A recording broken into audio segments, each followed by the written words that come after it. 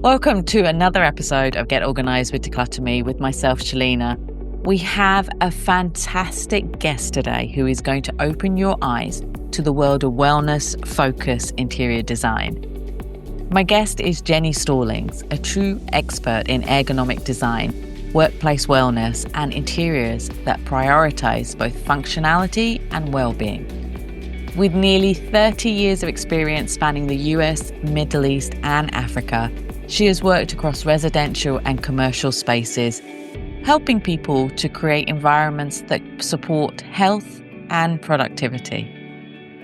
After years in the commercial furniture sector, Jennie has become a WELL Accredited Professional and later co-founded Be Well. She's now a partner and commercial manager at ChelseaGREEN, where she leads projects that provide sustainability, flexibility, and human-centered design. In today's conversation, we're going to be discussing how interior design impacts our well-being, the importance of ergonomics, and how businesses and individuals can create spaces that are truly supportive to their lifestyles. Whether you're working from home, in a corporate office, or simply want to improve your environment, this episode is full of invaluable insights. So let's get started and welcome Jennie to the podcast. Thanks so much, Jennie, for being on the show. It's so great to chat and find out more about you. So let's start with the background. So you had such an incredibly diverse background in interior design, wellness, and ergonomics. What initially drew you to the field, and how has your career evolved over the years? Yeah, so initially, it really started off with my dad's cousin, Sherry. And I was on a bit of a uni tour. I think it was my junior year of high school. Right. And my dad were going around Texas and went in and visited her. And she was on a job site and doing the final installation and accessorizing and everything for shooting for the interior of one of these beautiful homes in Dallas that she had done. And the whole process just struck me as this is what I want to do. Right. And that evening, I remember sitting with her, and this is, it's quite a few years ago, over 30 years ago. And I was sitting with her going through decor magazines and pulling out ideas for a project. And all of that just really resonated with me. And so that was what I kind of wanted to do, though that's not what I actually did. What I originally went to uni for was art. Okay. And then transferred into the design program. And I thought that for me, it was going to be high-end residential design for the rest of my life. Right. And that's not happened. It seems to happen to a lot of us. Yeah. I had the, Yeah. So I did it for years. I actually did it for quite a few years and worked for her. I interned for her and her company in Dallas, and then eventually moved to another state and started up my own company. Oh, right. And loved it. But suddenly I was 30 and decided I wanted a new adventure and packed my cat, bought a one-way ticket, and ended up in Dubai in the summer of 2006. Oh, no wow. job, no nothing. Yeah. And decided what I really wanted to try was the whole commercial design side of things. And that's what I suddenly, next thing I knew, I found a job and fell into furniture. So, yeah. So what's the difference between dealing with residential spaces and then moving into commercial interiors?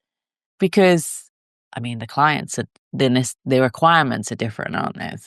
Well, yes, absolutely. But it's I thought it was going to be vastly different. Right. I thought it was this sort of complete separation in terms of residential certainly is a lot more emotional. You're working with people's homes, their spaces. You're getting into their personal space. Mm-hmm. Commercial is not that. And to some extent, that's the case. I thought that commercial would be just much more technical, more rigid, more sort of formulaic. And in some regards, it is, but you're still helping to create spaces that speak to people, that help people, Yeah. thrive in life. And when we spend 90% of our waking hours in our work environment, Yeah. it needs to be as special, as comfortable, as health positive Mm. as it can be, so that when you do go home and you're in those beautiful, comfortable residential spaces with your family, with your friends, that you can enjoy it, Yeah. not just fall asleep. Yeah. Yeah. Yeah. No, yeah. Exactly. Yeah. I can understand that. Yeah. So And yeah, sorry, go on. no, I was gonna say, so it is similar, but it is, it's less formulaic, it's less cookie cutter than I thought it would be. That's surprising, isn't it? Because you would think that because it's an office, there's a desk, there's chairs, there's bookshelves, or yeah, Yeah, that's the what I the thought. basics are all there, but it's also, and like any trends, any industry, whether it's fashion, whether it's residential design, whether anything, there are trends, and they Yeah. change and they grow and they evolve, especially with technology. Yeah. Yeah. How do our bodies respond to having to use technology all day, every day, Yeah. and the physical impact on that. So it's understanding the response that the body has to its physical surroundings, to its technology, Right. to all of that. And then also the emotional response that we get to spaces when we start talking about things like biophilia and color theory Right. and all kinds of things. And then it's just also it is the aesthetic, and it's also and how places function, what they work for different people who do different kinds of things in their daily work life, Mm. what their tasks are like. Do they have the tools for it? Yeah. Those Yeah. kinds of. So before we move on, what is biophilia? So biophilia is, I'll break it down as small as possible, as Right. simple as Okay. possible. The idea that plants, live plants in Right. the environment help cleanse the air. Right. They help promote healthy living. They also promote creativity. Yeah. Um, and so that's sort of the simplistic term. But the reality is that most people are more creative outside. If you kind of poll a bunch of people and say, where do you feel you're most creative? And they'll say, oh, by the beach, or Yeah. oh, in the forest, or whatever. It's always outside, in my garden, whatever Yeah. it is. So that need that we as humans have for plants and greenery and things like that around us is really important. And it is the aesthetics of it, but it's also the air quality that Yeah. plants can help with. That is Purification. so true. Yeah, I see that in houses, especially when people have plastic plants and the amount of dust. And I'm always like, it's bad feng shui anyway, and that you should have live plants and because of the air. And you feel it when you go into houses and offices and, yeah, you're right. Especially in offices for a while, especially, I mean, because I came around the same time as you to Dubai.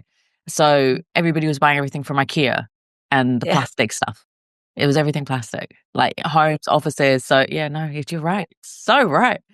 Yeah, and I try to avoid the plastic anyway from a sustainability standpoint. Yeah, The good thing is, and I will say this in the world of artificial and faux plants, is yeah, there are some beautiful silks out there, and which is great. It doesn't do the air cleansing that you want, but at least it has the visual, right. and the visual is really important because it does sort of trick the brain into thinking that, it's surrounded by real plants. Yeah, that's true. Yeah, yeah, yeah. They are much better than they were before. Yeah, you're right.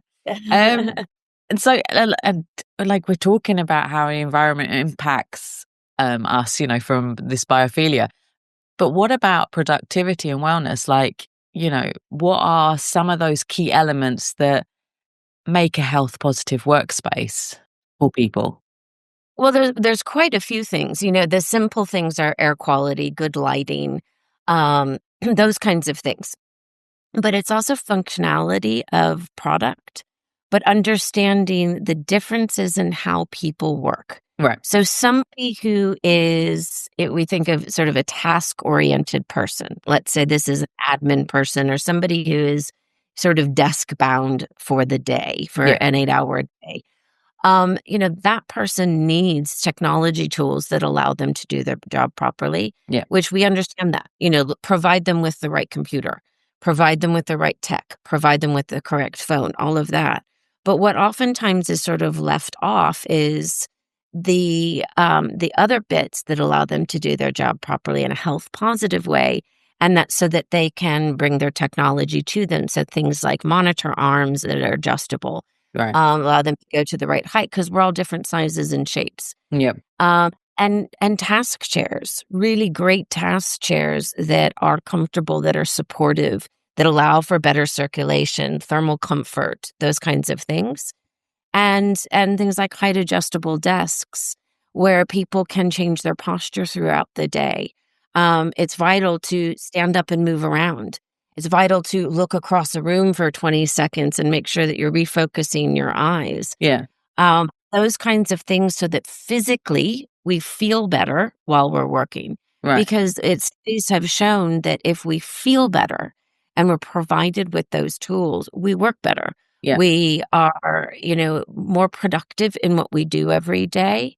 We're happier because we feel better. We don't have aches and pains. Our eyes aren't killing us. We're not getting headaches. Yeah. And so all of those physical things.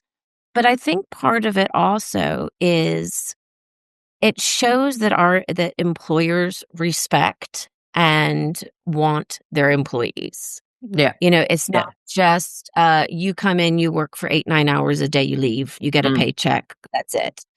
And we'll pay you for that job. And if in a year and a half time you don't want to be here anymore, alas, we don't care. Yeah. That's changing. People understand how vital it is to retain good talent. And to do so, you need to treat them well. And that's not just pay rises, that's physical comfort, that's respect, that's all kinds of things. I was going to ask about that because, Yeah. there was that lack of respect in offices here. I mean, in London, I had carpal syndrome, so they got me a mouse that was great for it so I could work properly. But here, I would never get that. It was just get on with your work. So, yeah, I was going to ask, what is it like now in offices? Is there more of that respect? You're I finding. think so. I think the trends have changed, but also you have things like IWBI, which is the Well Built Institute, Right. that it certifies things like LEED does. So LEED is basically certifying the sustainability and the wellness of the structure. Yeah. IWBI is about the health positive and the wellness of the people inside the structure. So it's Right. people focused. Right. Because buildings, technology, those things don't make a company successful. It is all about the people. And you have to, you spend so much money hiring, searching for, training new employees, finding the best of the best. Yeah. And they turn around and leave in less than 2 years or in 2 years. That's a huge investment in a person, but for a role. That's an investment in the role. And then you lose that investment and you have to go through the process all over again. If you invest in the person and retain that person by investing in them with their technology tools, with their ergonomic tools, helping create environments that are inviting and welcoming and health positive, all of that is what really keeps people around. Yeah. And I think we've seen more and more and more here. That's awesome. I mean, yeah, that feels good. I mean, I haven't been in an office or worked myself in an office for 13 years. So I've, but from my, working in as legal in-house, I worked in a lot of companies and sometimes you're like, oh, yeah, I used to not like my office. Yeah. Well, I'm fortunate because I'm surrounded by beautiful products every day in our showroom. And we obviously, as being an ergonomic specialist and a wellness specialist, we practice what we preach. So we utilize technology in the way that we teach people. But that's the other thing is we don't just provide it, we also try to teach people. Yeah. Because how good is your bit of technology? I'm looking at my laptop right now. What good is this to me if I don't know how to turn it on? Yeah. Yeah. If I It's don't know true. how to use it's pointless. Yeah. It's pointless. It's a really big paperweight. So what's the point of that, if you don't know how to utilize what you and how to do things like sit properly and all those things, if you don't know, then, all the expensive furniture, technology tools, all those kinds of things, it's pointless. Yeah. You're right. Yeah, you're right. Um, so let's talk about common mistakes that people make when they're designing their offices, like whether it's home or in their workspace. What are the key things that people keep on making mistakes about? I think one of the key things, honestly, is the importance of their chair, um, and the addition of things like monitor arms. Right. And one of the reasons for monitor arms is, um, our eyes go to where, we follow our eyes, like our body follows our eyes. So Yeah. if I'm struggling to read something because I'm of an age and I'm leaning in really close to something, that pulls my body out of alignment. Right. Okay. Because Yeah. of the weight of my head. So Yes. our bodies go throughout the day as we get more physically drained, as our eyes get tired from staring at computer screens and things like that all day long. By the end of the day, and I'll kind of turn to the side, by Yeah. the end of the day, we're doing this. Yeah.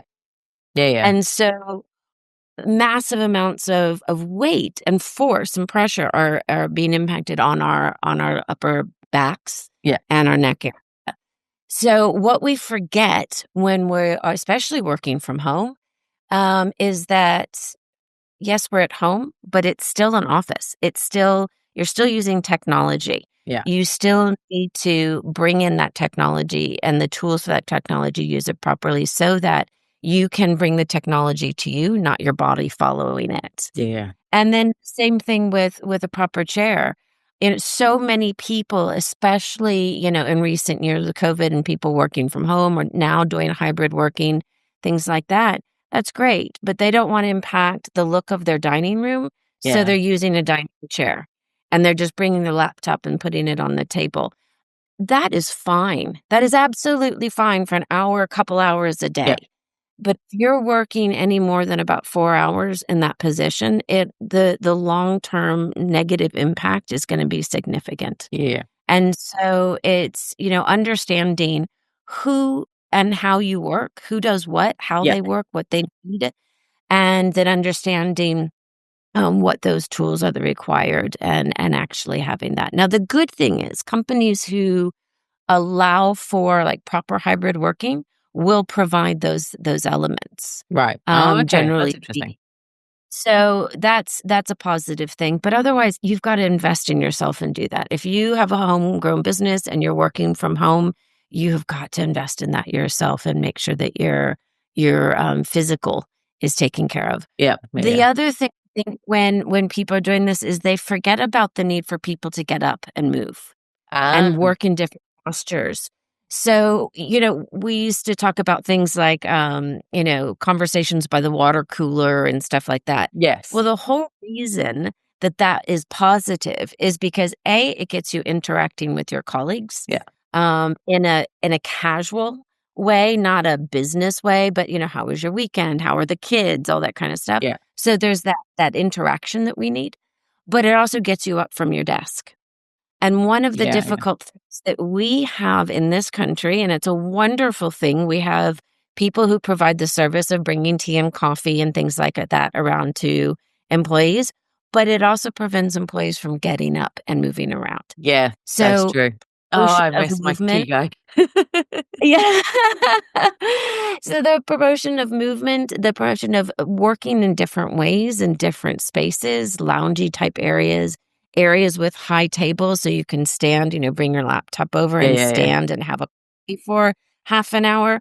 All those things are really important.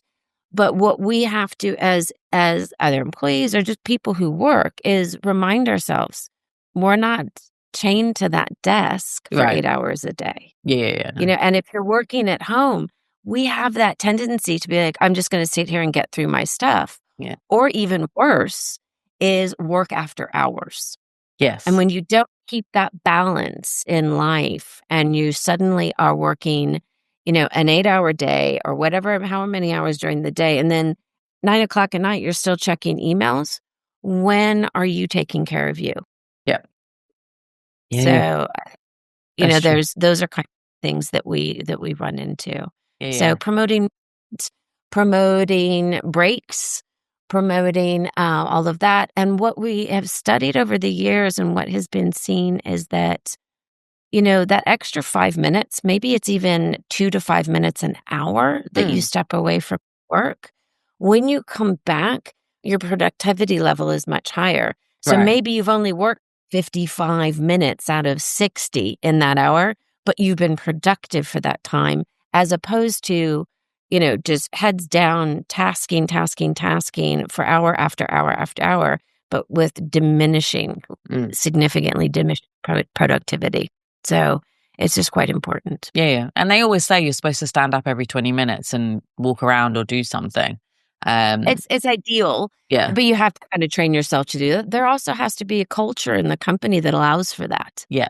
There Because is a if there isn't, if it's thought that you are away from your desk, therefore you're not working, yes. that's an unfortunate company culture, and that needs to change. Yeah. And so that's one of the bigger mistakes is not adjusting corporate culture as times change. Yeah, and I think that's a big issue here still, that there's that whole thing. I think it's quite good, especially when you're British, that we like making a cup of tea. So every sort when I'm even working at home, I'm like, "Right, I need a cup of tea now." It's like, Yeah. we have to go get a cup of tea every 20 minutes, really. Yeah, yeah, yeah. Yeah, yeah, yeah. I'm married to a Brit. I understand Yeah, completely. we have an obsession.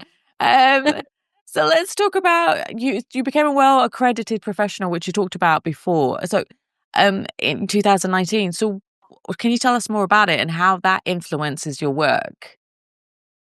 Yeah, so I had been doing a lot of training and a lot of teaching for a number of years about ergonomics, Right. actually throughout the Middle East, and Africa, and teaching people about products and ergonomics in the body. What, I was then actually I'm trying to think when exactly it was. Well, it must have been in 2019. At the Emirates Green Building Council, they had somebody come in from IWBI for a couple of days, Right. and they did a work. And I was like, didn't know this existed, first of all. I knew about LEED, I knew all of that, but Yeah. wow, they're actually talking about the people. They're talking about the workers, not Yeah. just the building. And so, really hit me from the standpoint of what it talks about in terms of sustainability from an environmental standpoint, but sustainability in terms of people. Right. And that really, Okay. really, really touched me. And Yeah. so I thought, and I was in a point in my life where I thought, this is really what I need to do. So I buckled down and studied and took courses and all of that, and thought this is sort of my next phase. Mm. And I loved it. I absolutely loved it. I loved the technical aspect of it. I loved the idea of sort of the methodical, organized way of thinking about something that is really actually very emotive. Yeah. And kind of why I like commercial interiors as well.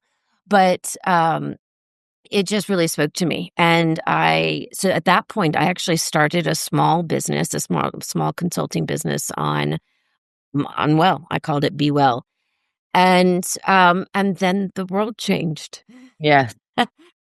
And then life changes and things, evolve. And my good friend and former colleague contacted me and said, "Hey, do you want to join me at Chelsea Green?" And I said, "Yeah, but I've only had my business up and running for like 8 months, nine Yeah. months, and I don't know." And but like every time I try to escape furniture, it Yeah. always pulls me back in, Right. and because it's my true love. Yeah. Yeah. And so I able to utilize what I learned and what I was kind of what I trained for Right. with Well.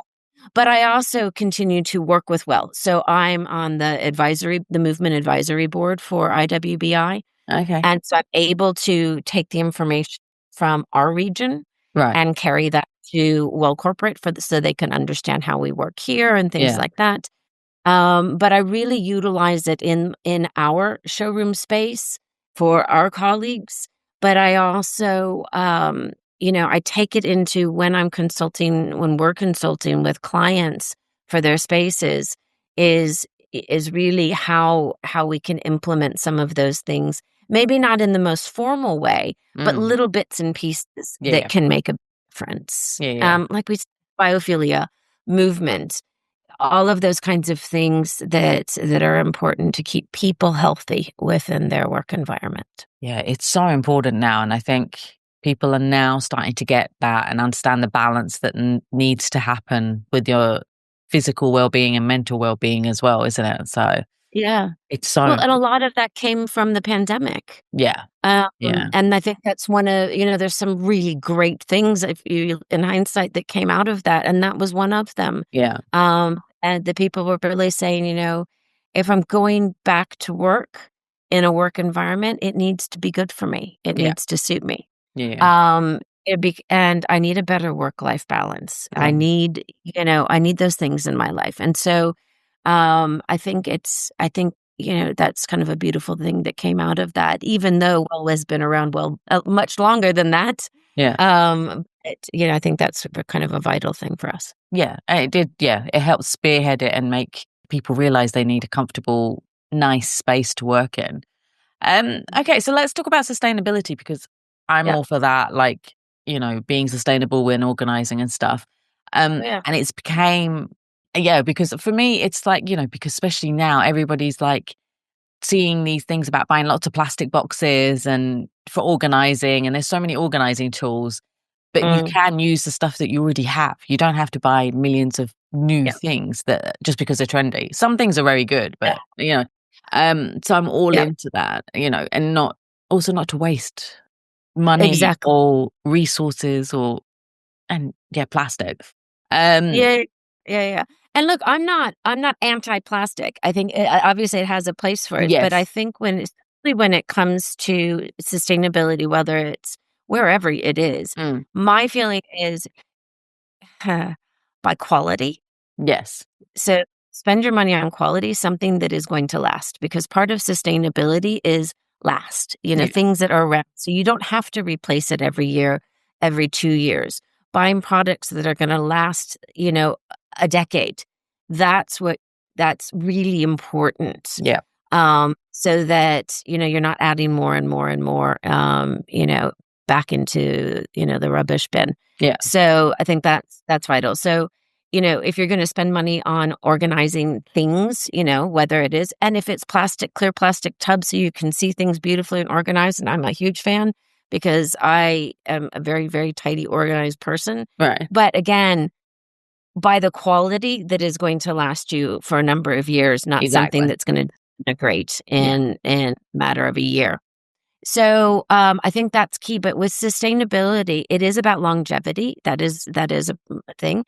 The other thing is longevity of design. And I Right. don't mean just functionality, but the aesthetics of things. When you start buying things that are trendy, in the Yes. interior world, um, you're going to get sick of it over time and you're Yeah. going to want to replace it.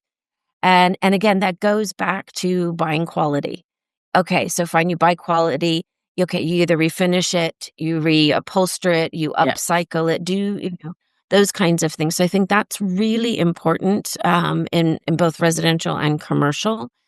And then I think the other thing is making room for items that help you do sustainable acts, like Ah, okay. recycle. Right. Yes. Okay, put that into your business environment. Put recycling bins in your business environment, but beautiful ones.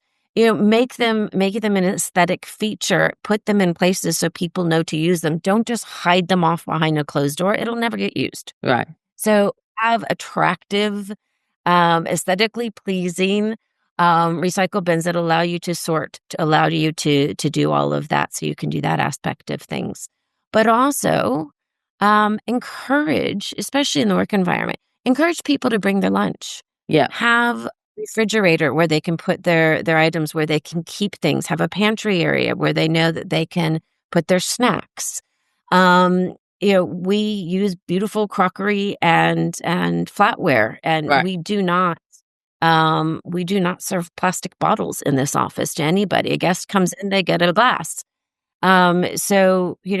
It's important for us to make sure that we are not putting more out there than we need to. Yeah. So Yeah. recycle what you can, 100% reuse. If you can repurpose something, repurpose it. But it's also getting out of the mindset of disposability. And I That's think that's the a key thing. difficult challenge here Yeah. because it's such a transient environment, Yeah. or was for so many years.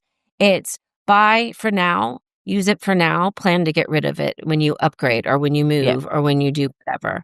And so I think that it's really quite vital to make sure that we're being conscious and conscientious about what we're spending and what we're buying. Yeah. I think that's a big problem. And I'm seeing that globally, especially because I watch a lot of TikTok videos and I see the trends in interiors and stuff like that. And even in offices, I keep on seeing the whole, is it bouchelet, the white? Yeah. Yeah. And Yeah. it's everywhere. Like Yeah. houses, offices, and it's all beige and white. And I'm not a fan. I like a bit of color. Yeah. Um, but I'm seeing it everywhere, and I know it's not sustainable. It's not. It's a trend. It's a huge trend, but it's just makes me very wary of how much is going to go into a landfill because people, as you Yeah. said, they're going to get sick of it and then want to go for something else. Yeah. So yeah, And I think if you're doing trends like that, by all means, follow trends. Like I'm a very classic person in terms yeah, of how I dress. I buy high quality clothes that are going to last me for years. But if there's something trendy, I'm going to throw it in as an accessory or yes, as a top or something that um is a small item long term in terms of yes, those things. yeah, So, and I think it goes to like, your jewelry and your stuff like that, whatever it is, classic that's going to last forever. But if you're going to have something like a fluffy white, off white boucle, something or other, do it as a pillow. yes, Do it as a couple of throw pillows in offices as well. Have them as a couple of throw pillows so that, when they get filthy, which they will, it yes, doesn't matter how well yes. treated they are. If they're 100% wool and stain resistant, come Yeah, on, it's going to get filthy. they And discolor. It's just they always yeah, discolor. and you can dry clean them and you can do whatever, and all of that's great, and have them last as long as they can. But then unzip that cover and put on the next trend. Yeah, You know, keep it as minimal as you can. But I think in reality, classic products, classic furniture, classic clothes, those things don't go out of fashion. no, yeah, It's like one of my favorite quotes that somebody said to me recently, and I can't remember who originally said it. Um, but it was, nature never goes out of fashion. no, it's true. And It's so true. and I love that. Yeah, So, if you need to bring in trendy things, follow the right trends. Follow trends like biophilia, yeah, which no, hopefully is a trend, but put them in small places. yeah. Something that, won't have a massive impact on our world when you It's decide to You're so right. And I mean, like, you were talking and I'm like, because I'm the same. I'm quality over quantity. Clothes, same. I'm classic, but with a bit of a quirk. But even like my sofa, which I bought, I think 15 years ago from Crate and Barrel, I had it reupholstered 2 years ago. And so it looks brand new. It's great. I'm repurpose, happy. Yeah. repurpose, Yeah. repurpose. And it's the Yeah. the bones of it was Yep. strong. It Yeah. just, the my reupholster guy was just like, "No, we just need to change cover, make it cat friendly." And it was already cat friendly before, but let's just change the color now. But Nothing that is ever cat friendly when you no. have cat. I know, I Well, have this one's 4. quite they're quite good. He was very good because he was like, "Oh, you need one which has got a tight thread and they can't get their Yeah, claws in." And then yeah, I have another a chaise lounge, and he said, no, you need velvet for that one. But if don't scratch velvet. And he was right. They love it, but they don't scratch it. I'm like, he's amazing. So I'm like, yeah, this is what I need. Like, that's what you can do. You don't have to, buy a whole other, Yeah. For micro suede, by the way. Faux suede is water resistant, stain resistant for the most part, and is brilliant at sort of not getting the bad scratch marks. Though I will say, mine that I've had now for a decade needs to be reupholstered so desperately because it is finally after 10 years and many a cat's is in worse for wear. But I will reupholster. That's the other thing is buying secondhand. I'm a huge fan of buying secondhand, whether it is my interior stuff or if it's my clothing. I can't get enough of secondhand stuff. And if I'm going to buy something that is a little bit more on the trendy side, I'm going to buy it secondhand. It's like a car. Let somebody else pay full price for that, and I'll take it afterwards. And that gives things a second chance at life, and which I think is fantastic. I think here the problem is with the secondhand market, it's so difficult. I mean, I'm trying to sell stuff and the value is so limited here. Whereas I've tried understood. It's so, you feel so despondent. And then on the other hand, when you're trying to buy something, it's just seems to be more difficult. Whereas in the UK, it's so much easier. Like I've done it there. My dad is a master of selling stuff and buying stuff there. It's a different viewpoint here. I think it's very difficult. I find it is, but I think we have to keep trying. I know, yeah, and it's gotten better over the years. Like over the like decades that we've been here, that it's improved so much. Yeah, it has. This month is my 20-year anniversary, so that's why I'm like, oh my God, this is my 19th. Yeah, this month 19th. Actually, sorry, July is my 19th. Yeah, oh my God. Yeah, we were the foolish ones that came in the summer. Yeah. In the summer, in the middle of summer, there was like baptism by fire. Yeah, I know, literally. Yeah. Yeah, it was literally. Yeah, and there was an aircon everywhere. I know. I remember. This is totally off the subject. I'm sorry, but I remember landing at 5:00 in the morning, and of course, back when it was only Terminal 1, yes, 1 and 2, and coming out and being hit by that 45 degrees and 90% humidity, and walking out like, what the heck have I done? Yeah. And there was those big fans when you got out of the doors that hit you, and all those people standing in the front, and you're like, I know, yeah. But like you used to, and I love it. Yeah, it's like we're back home. We're back. Terminal 1. Yeah, no. Oh my God, yeah. We used to go through a lot of things at Terminal 1, and taxis and no parking. Yeah, been here a long time. Anyway, right. So we've talked about trends that, like, say, irritate me, but what kind of upcoming trends are you seeing in like workplace design that you think will become standard in the next few years? That's a really good question. I'm about to know. I have a much stronger answer for that at the end of next week because I'm going to a trade show in Copenhagen next week. But from what I see here, from like Index and places like that, and just from what I read and all of that, we're continuing to see an increase in this what they call resi-mercial, which I think the name alone is sort of trendy and silly, but this idea of creating a more cozy residential environment within the workplace. Now, this isn't new. It's just taking time to really catch on, but it's invaluable in my opinion, because now yes and no, I should say. I'm going to say it's not invaluable in terms of some of the color trends, because some of the color trends just don't work for me. But that's my personal opinion. I need to take that aside. But because I'm really tired of seeing pastel pinks and pastel colors throughout the work environment.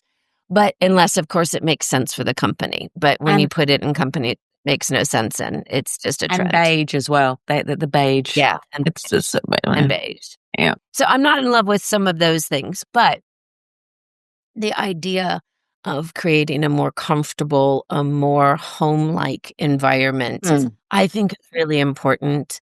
And it's really good for the mental health Yeah. and physical health of the employees. So we're still continuing to see that grow and grow, um, which I think is wonderful.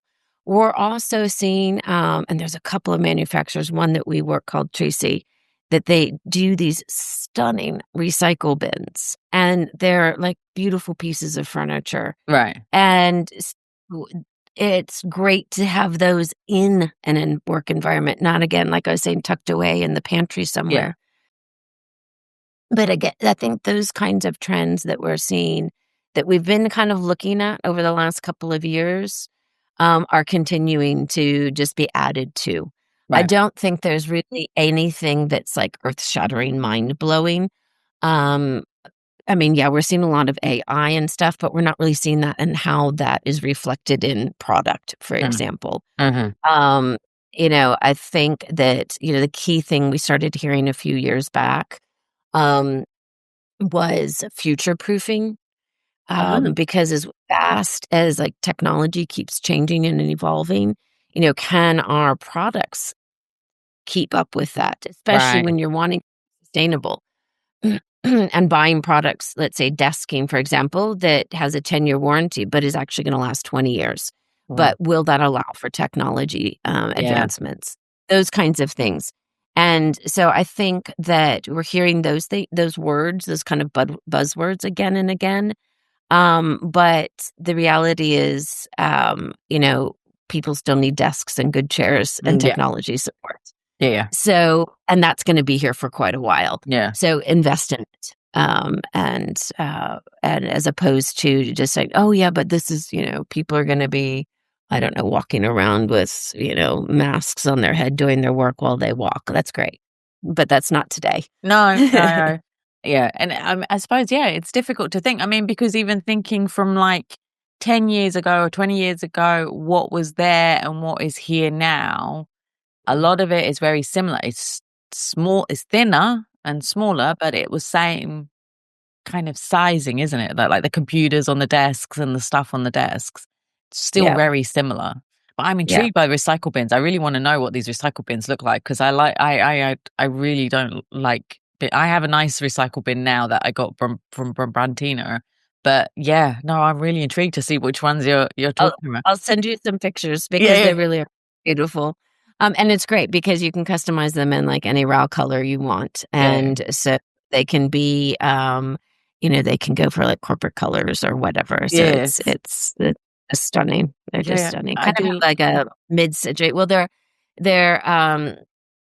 they're from Switzerland, so they have that great sort of like European Scandi kind of design Oh, I aesthetic, do which like is nice. that.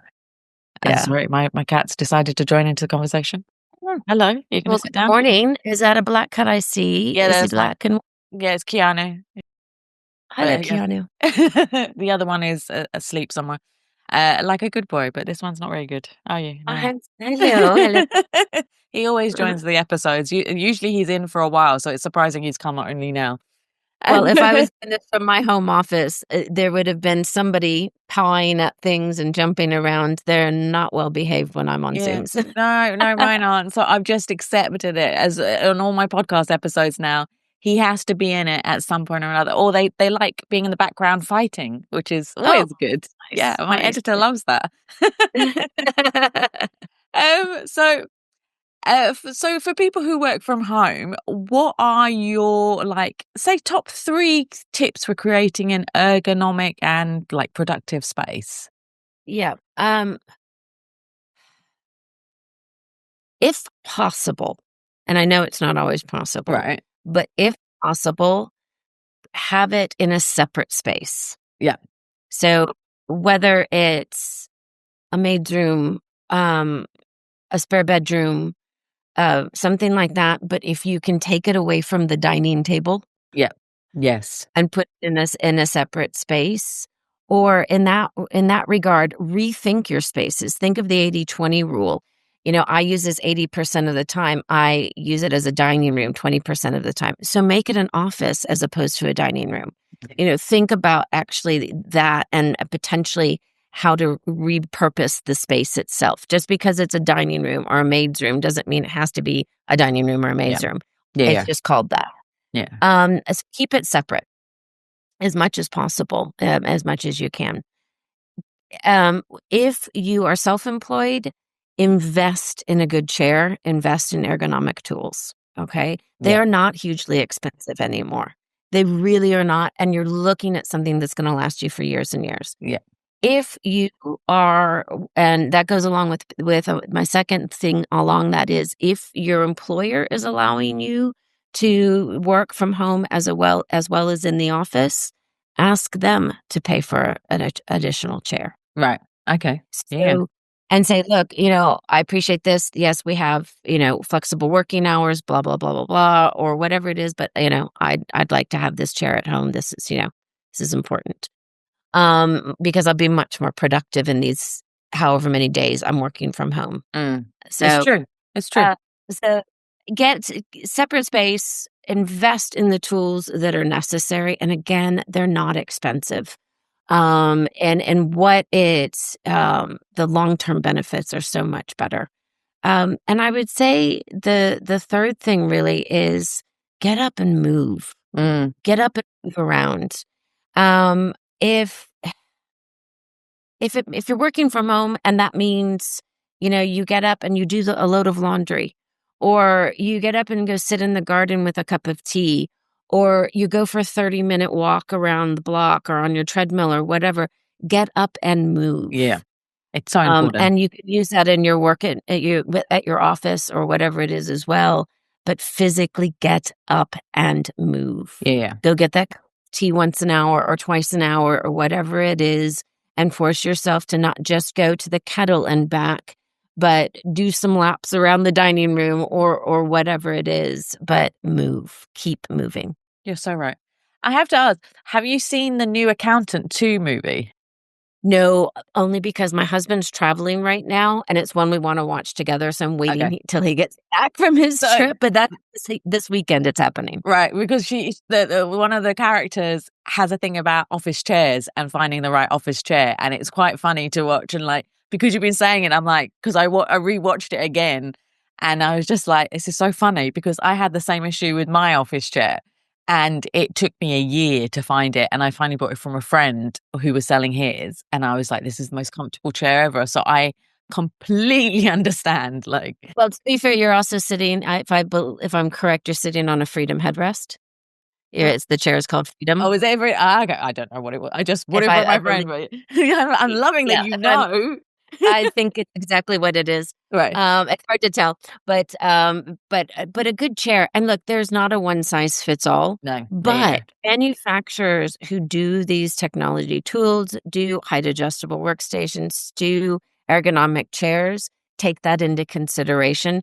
And so 95% of the global adult population will be able to comfortably fit and, make these ergonomic tools comfortably fit them. But I can understand. I was so fussy. I tried so many. I even tried Herman Miller's, and I used to have a Herman Miller when I used to be a lawyer, and I was just like, why did I sit in them for so? I did not find it comfortable now, and I'm like, and I'm not in an office I don't sit very often here. So I was rarely. Well, I worked for Miller for many, many years, and I can tell that they have amazing products. And other manufacturers, we've got Human Scale. We've got a lot of manufacturers out there that have really, really, really strong quality products. The other thing too is they last. Yes, that's the thing. Last. And that's what's to me is so important, is they're comfortable. They will change and adjust to you, the user. But they're also going to last for years and years and years. Yeah. I mean, with Herman Miller, it's known for, they last forever. You have to do some serious stuff to it to you need to be in an action movie for it to break, But so it was so funny watching that movie. And I was talking about furniture today. So when you see it, you can message me and let me know what you think. I will. I think my husband and I will probably watch that Saturday afternoon. Right. Saturday. Okay. So then, you can let me know. As long as his jet lag from Australia isn't too horrendous. Oh God. Yeah. Well, yeah. No. Yeah, it will be bad. So let's talk about so we've talked about, these top 3 things, but what are some effective changes that businesses can make to improve employee well-being without breaking the bank? Because I think a lot of them are very reticent to spend too much money, right? So what can they Yeah. do to help employees? Well, I think it's a joint effort, okay? It's not just the employers. I think it's the employees. It's engaging the employees in that process. Mhm. And I think if you give an employee an opportunity to be involved in the process, it's Yeah. so much nicer. Yeah. And that goes to, I care about my employees, therefore I'm allowing them to be part of this process. So one of the first things they can do in doing that is ask. Right. Ask them, Yeah. are you comfortable? How do you feel at the end of the day? In terms of tiredness level, on a 1 to 10 or whatever it is. And you can ask ChatGPT for questionnaires or surveys on employee, well-being and things Mm. like that. Yeah.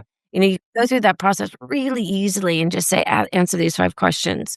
What would you like to see? What is it that our office is missing that would make you happier? Yeah. And and let's not be ridiculous. We're not talking about adding a ball pit and a slide. Not everybody's Google. Um, Do but they still what have would we? that? I have no idea. I hope not. God. But who knows? I'm sure some people would do that. But Yeah. like, what are the what are the things that you'd like to see? What would you like to have that would make you feel happier, healthier, more comfortable at work every day? Yeah. And just ask and find out from there.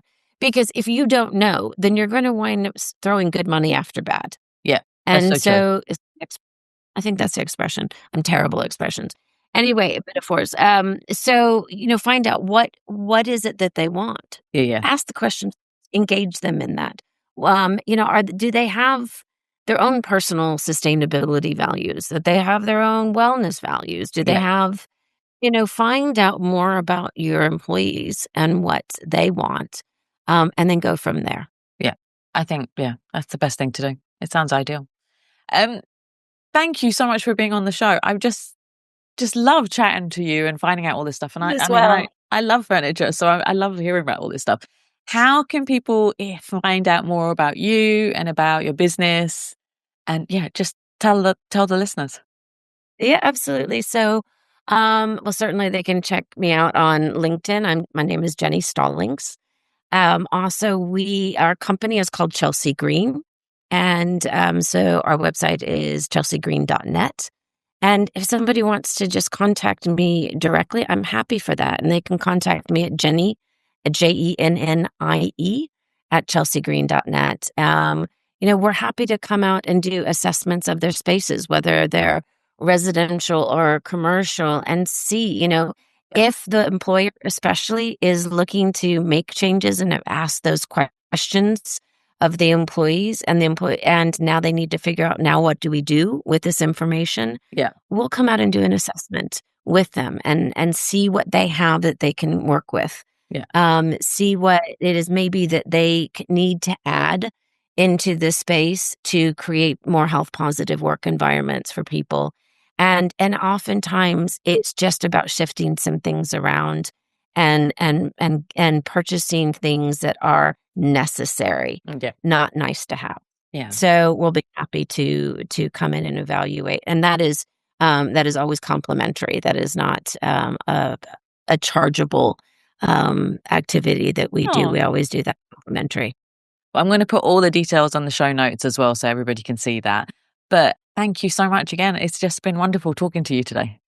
You as well. Thank you so much. I'm so glad we finally got to make this happen and schedules organized and aligned, so that we could do this finally. The stars worked. The planets worked today. Thank you again. Thank you so much. Thank you so much for listening to the show today. I hope you enjoyed this episode with Jennie. It was so interesting. I mean, I do love furniture design and interiors, so it was so interesting. And exciting to hear about all these things that are happening, and especially those recycle bins, which do sound really awesome. Is it sad that I get excited about recycle bins? But anyway, thank you so much for listening. If you loved what you heard, please share it with your friends, your family. Put a save, a like, help me to get the word out to other people. And yeah, thank you again for listening, and I'll speak to you next week. Take care. Bye.